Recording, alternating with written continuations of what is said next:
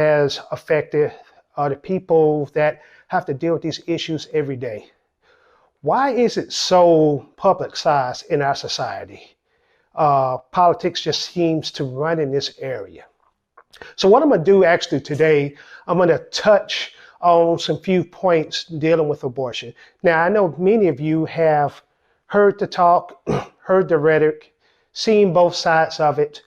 Needless to say, most people, I would say at least a good 65% believe in life, you know.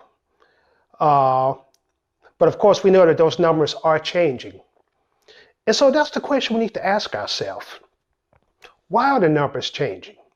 Why are people more of pro-abortion than pro-life? Now, me being a believer and follower in Jesus Christ, the life giver, I believe life is important. I believe God gave us our lives for the limited time that we're here on this earth until his coming. And it's something to be celebrated. It's something to look forward to each and every day. Despite the hardships you may have, the idea that you can live your life, especially in a time now where you can live your life and be practically anything that you want to be. But that question is challenged. Well, as I've stated before, that the power behind this is the principalities. We call him Satan or Lucifer. And he represents death. He represents sin. He opposes anything that is of God. So with that being said, it's not surprising. The reason why this talk is so big is because he's the influencing factor. He influences through media, through books, through people. You know, he has all types of resources. So think about this, and let's really touch on this subject for just a minute, okay? And just bear with me. And again, I know this is a touchy subject, but I said that these areas that I'm going to deal with, the gloves are coming off. With that being said, when dealing with abortion, who suffers for it? Well, there's two people that suffer, the child and the mother. Do you know that obviously the child, there's no voice for the child, silent cries. For the mother, even if she does survive, and the chances are she will, she actually can end up having a form of cancer later on.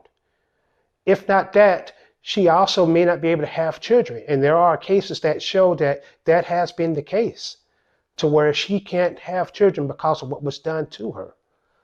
And then there are cases where the child still survived after abortion. Now the child's in worse shape, you know, and now that child has to go through his or her life, maimed behind abortion, you know. And then there is the mental problem with that, where the woman or the husband or the boyfriend may have dread and regret. I've even heard rumors and talks about them wanting to commit suicide behind it because it's just so grievous. So let's touch on what does Scripture have to say, because we want to point back to how God feels about this. So if you look at Leviticus 18:21, it paints a pretty interesting picture on just how God feels about that. And he says, and I'm reading out the King James Version, "And thou shalt not let any of thy seed pass through the fire to Molech. Neither shalt thou profane the name of thy God. I am the Lord." So obviously this is an abomination, and God points right to the figure, you know, the problem. And now keep in mind, just to give you a quick background, Moloch was one of the many gods in ancient Canaan, one of the Amorites. And in that area, you had your children of Israel in that particular land, in the land of Canaan, and all their surroundings, they worshiped demons, basically. Moloch was known for, simply put, a child would be placed on his hands that are stretched out and a fire kindled under them.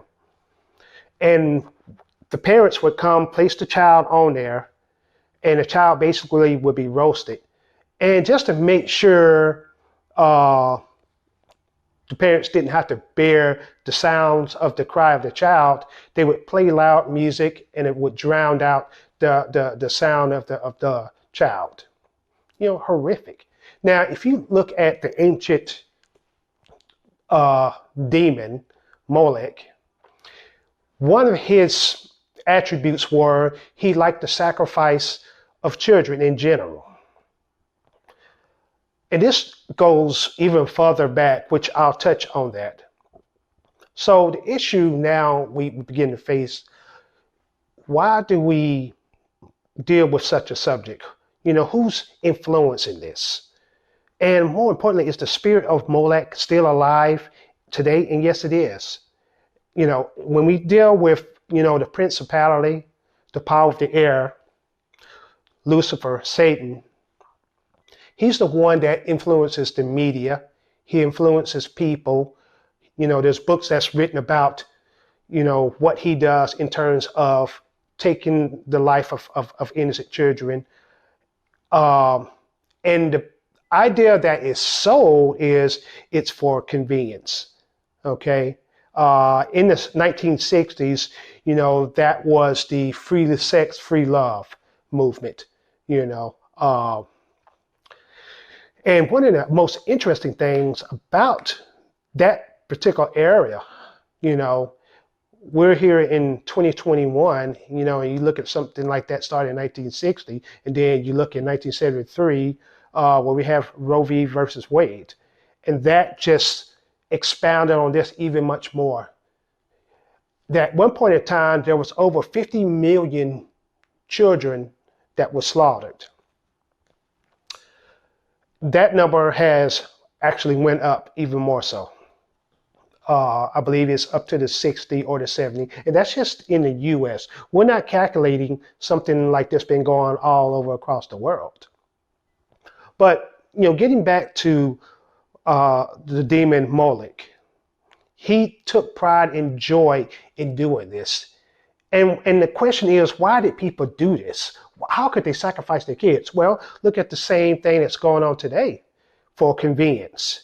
In their case, by doing this, by sacrificing their children, typically their firstborn, it was promised that he would help their fertilization, their crops grow, be blessed with riches, things of that nature. So there was a reward to get out of something like this. Like today, again, we talk about convenience. And of course, one of the biggest things, or the argument with abortion just in general, well, what if she gets raped? You hear that as a rebuttal, But again, who's paying the price? Is it the mother or is it the child? Should the child die because of the sins of the father or the mother? Does the child have to pay ultimate price behind that? What about that child? A child that doesn't have a voice. And again, I'm not sitting here and, just throw anybody under the bus, because God can forgive, and he does forgive anybody that come to him. But let's be honest, abortion is murder. It is murder. And we can't escape that reality. The fact of the matter is, not only is it murder, but we understand it to be a sacrifice, to a demon. But what else is going on with that? Well, there's a movie that an activist, she runs a Christian ministry, and her name is Abby Johnson. And she produced a movie called Unplanned. I believe it was in 2019 that it was produced. And it just talked about what she experienced and what she went through, and she fights for women even now. I would like for you guys to check that out. It's definitely a real eye-opener. Also, there's a few other videos to check out. There's a gentleman by the name of Frank Turek. He actually did a sermon called Deceived to Death. Very good resource, and he just elaborates a little bit more than what I can on, the issues behind that. Also, another video is called abortion Holocaust. Now notice that word Holocaust. The actual definition of Holocaust is burnt sacrifice. And why does that name sound familiar? Because this is something that was done during the Holocaust of the Jews. And isn't it interesting that that very same name happened, during the, or should I say, during the time of Molech, and it's happening now, basically. So these issues are really, really serious. And the one thing that we don't think about, if you remember the story of Cain and Abel, how Cain killed his brother Abel and his blood was on the ground. God could hear his brother's blood crying from the ground. And you look in the scriptures and it talks about that. Just imagine how many cries God hears of children that have literally been slaughtered. And everybody who put their 2 cents in it is responsible for that. Now, again, there can be forgiveness. God does forgive, but we need to put it out there that this is wrong. This is incredibly wrong. Now, I had made a statement earlier that this goes even further back. And keep in mind, we're looking approximately maybe 34,000 years ago when they were offering sacrifices to Moloch. But it goes a little bit further back than that. Because humans were actually taught this type of stuff. This type of stuff just didn't happen. Now, what I'm getting ready to say is a little more controversial, but just hear me out. And I would encourage you to do the research yourself. If you're familiar with Genesis chapter 6, of course, this is talking about the flood of Noah.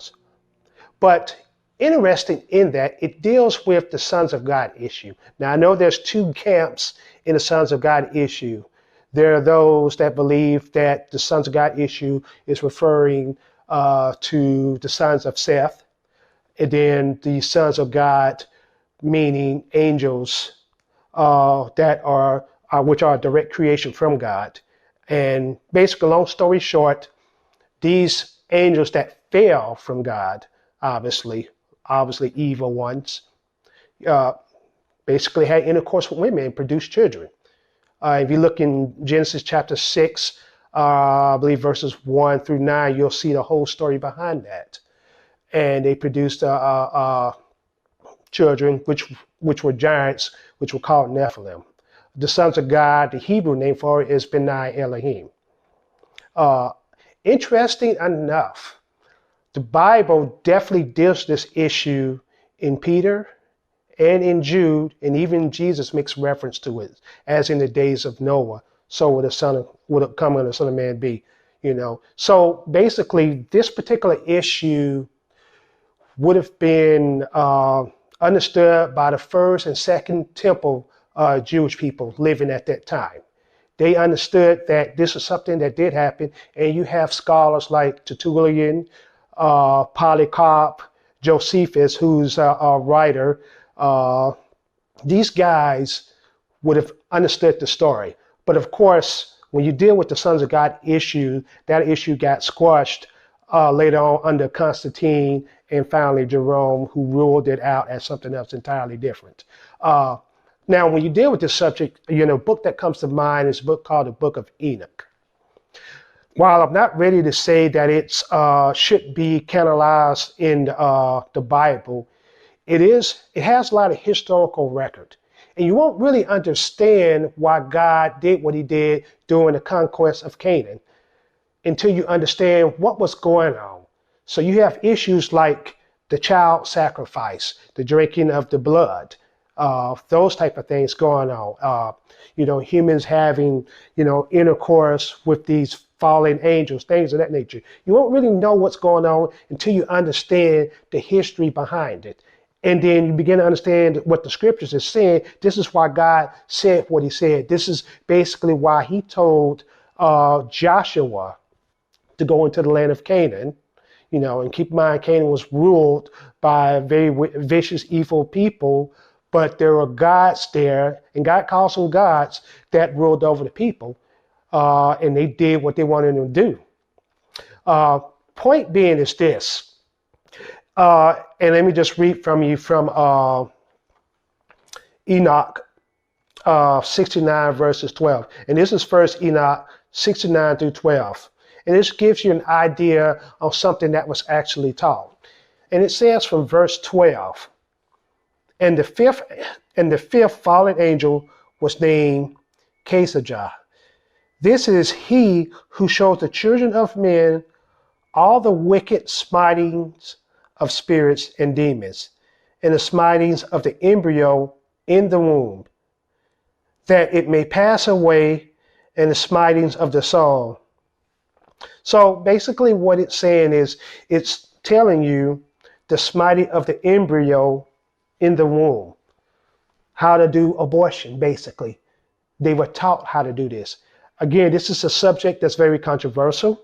I would advise you to check out Michael Heiser. He's a great author and scholar in this area. He's definitely done his research on this particular subject. And keep in mind, this is, still, when this stuff started happening, the flood hadn't even started yet.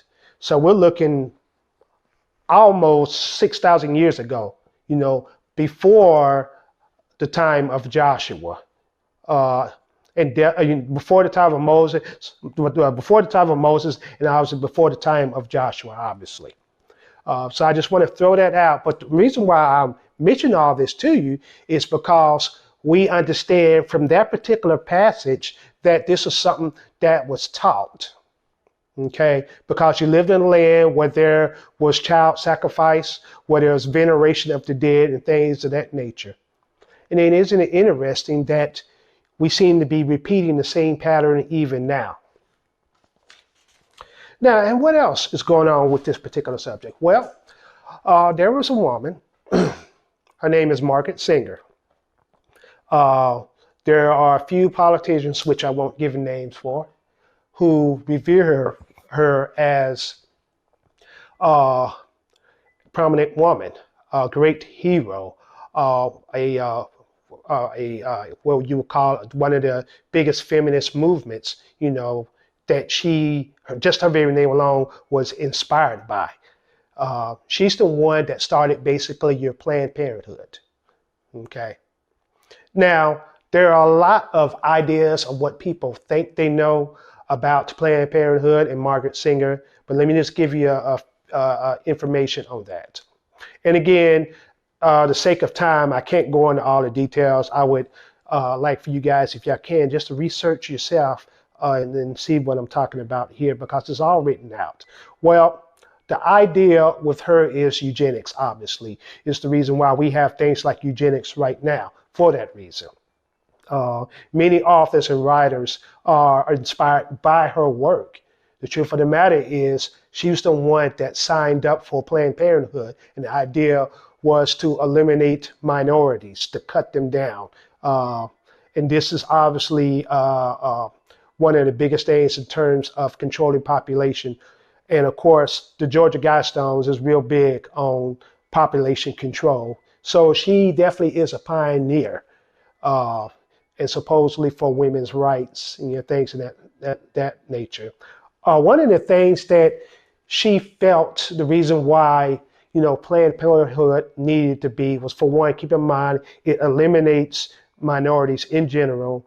And she was endorsed by the KKK, the Ku Klux Klan, basically. And that in itself says a lot. But basically, the idea, of course, is freedom to be the woman that you want to be, not held back by anything, free sex, free love, and women can move ahead in society. Truth be told, on average, there are more women that make more money than the average man as of today. Okay, I mean, the fact that we now not only have had a black president, but also now we have a black female vice president. That says a lot about women moving up in general. You can do anything you set your mind to. So So going there to try to say, well, women are trodden down, no. We're not in that generation where that's happening now. There may be issues in different spots, and I'm not totally dismissing it, but I mean, let's keep it real. Okay. Her idea was something that was totally different and totally demonic driven. Okay.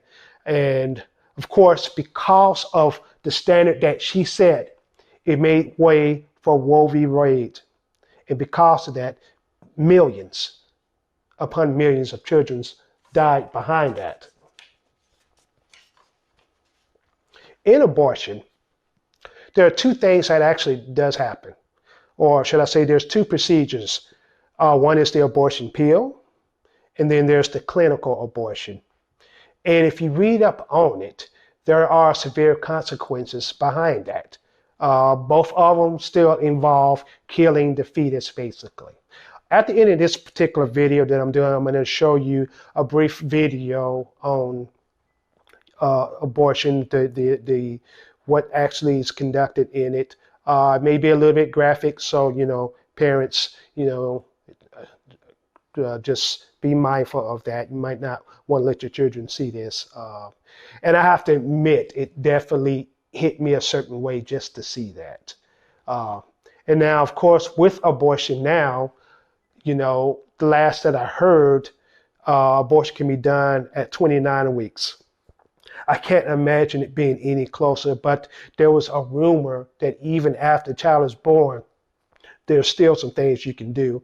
I'm not ready to get into that because that's going and taking this to a whole nother level. But that was just something that was just talked about and is debated. So keep in mind that the idea of abortion is for convenience, obviously. It's my way. I want to do it like this. And there's people that inspire to do it. But the core idea of it is demonic in every nature. And I think we need to understand that. So, there's a lot, I guess I crammed a lot into this in the areas that I dealt with. And so keep in mind that when you talk about abortion, first you're talking about sacrifice of children, be it burnt, being slaughtered in the womb. We're talking about the founder, Moloch, demon, basically. We talked about how far back this goes during the days of Noah and even before then, and that humans were actually taught how to do this. And the Bible referenced, a book of Enoch, which is historical, which would have been known by the Jews in the first and second temple. So we talked about that. We also talked about some good resources for you to be able to look at and check out for yourself. And hear me on this. I want you to really look at the research yourself. Now, we've discussed all that, and it's obviously a glimmer of bad news, and I understand that. I don't want to leave here without, expressing to you that God can forgive you if you would seek him. He's willing to do that. He knows that there are women out there that are suffering and have the dread of that. Okay? And there's so many things that reminds them of that, especially if they can no longer can conceive, or they may have some type of disease as a result of that. But God can forgive. But just as I've stated before, you must repent. You must turn to God. You must put your trust in him. And he'll give you the strength to get through what you're going through.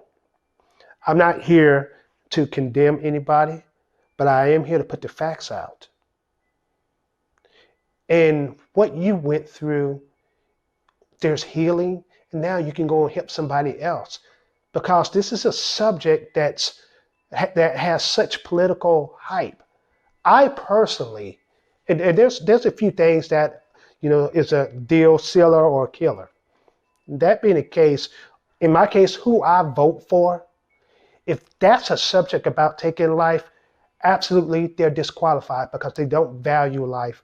That in itself says enough about any and all individuals that run on any platform at any time. If you call yourself taking a life and try to explain it away, in my book, you're just as bad as the people that are performing it, and probably worse because you're getting endorsed by it. Let's not forget that organizations like that endorse politicians too. So what do we learn here for today? We've learned that obviously this is a political movement. It cuts down human life indefinitely. It causes diseases. It causes death. It causes regret. It causes dread. And people can't forgive themselves, and they suffer the turmoil and the pain of it. But God is able to do exceedingly abundantly all that we could ever ask or think. He will forgive you if you call upon him, but you have to be willing. We're talking about a God that sees somebody drowning and he'll jump in to save them. That's the type of God that we serve. He jumps in the water, drags you to shore, rescues you.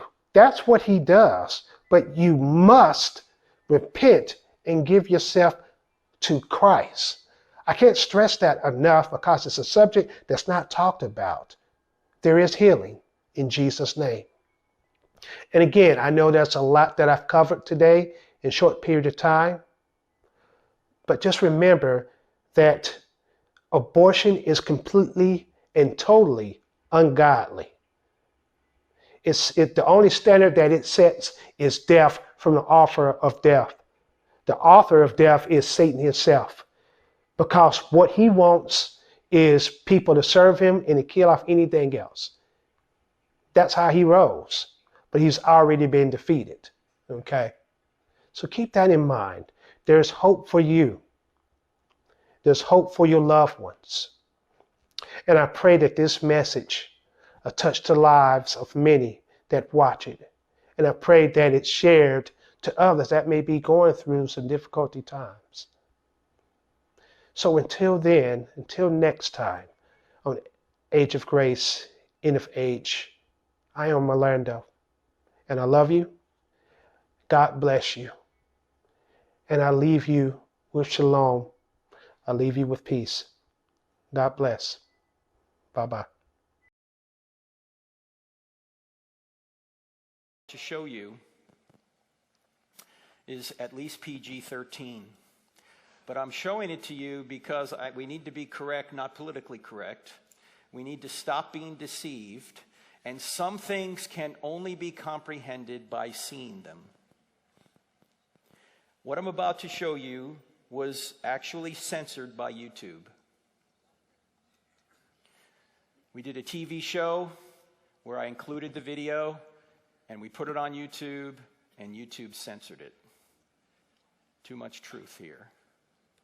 Doesn't meet their standards. Now, I'm not showing you this video to condemn anybody here who's had an abortion or influenced an abortion, instigated an abortion. I'm just here to show this to you to prevent it from happening again and to give you tools for you to show other people so you can help prevent them from being deceived. In other words, you can save lives with this video. Okay? There's no sound, or there's no narration, there's only music. It's about 1 minute long. So when I start the video, if you start hearing music and you don't want to see it, you can just close your eyes. If you have a young person in here, say 10 or below, you may want to shield them anyway. Are you ready? You know why I'm showing this to you, right? Yes. Okay, here we go.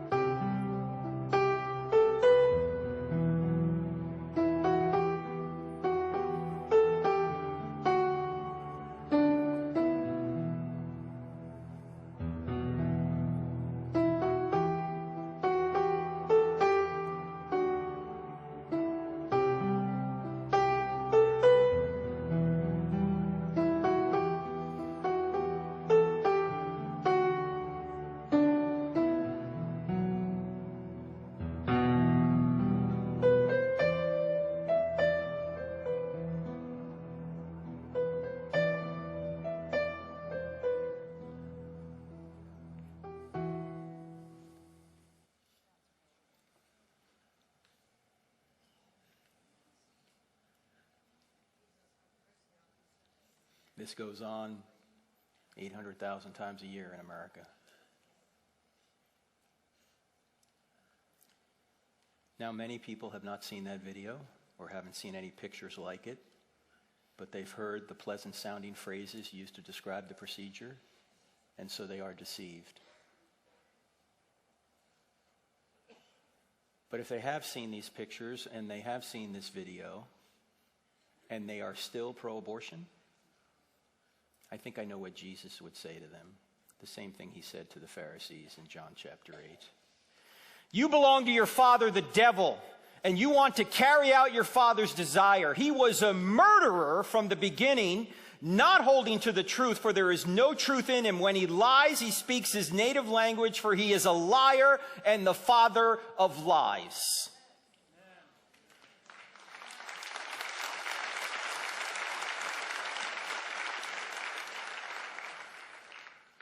Don't live by lies.